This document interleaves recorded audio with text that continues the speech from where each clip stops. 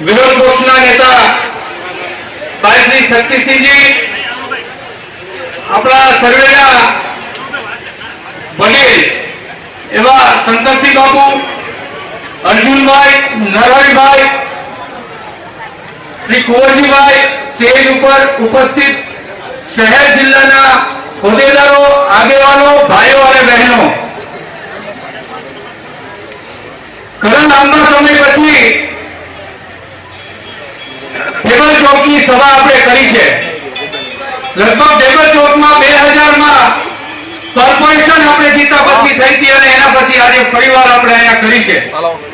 અને આ વખતે આપણે પહેલેથી એલાન કર્યું છે કે કોર્પોરેશન જીતીને નહીં પણ અહીંયા અમે સભા કરી અને કોર્પોરેશન આ વખતે અમે હસ્તગત કરવા માંગીએ છીએ.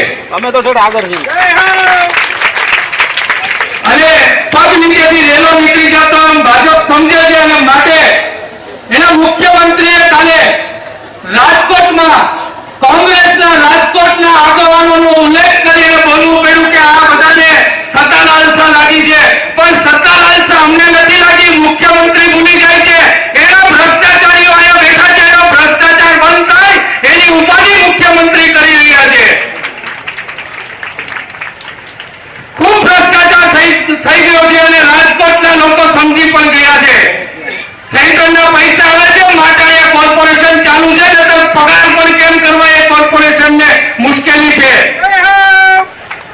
ગરીબ લોકોના ઝૂંપડા પાડવામાં કે પાછું ન જતા અને ગરીબની રેકડી ઉપાડવામાં કે પાછું ન જતા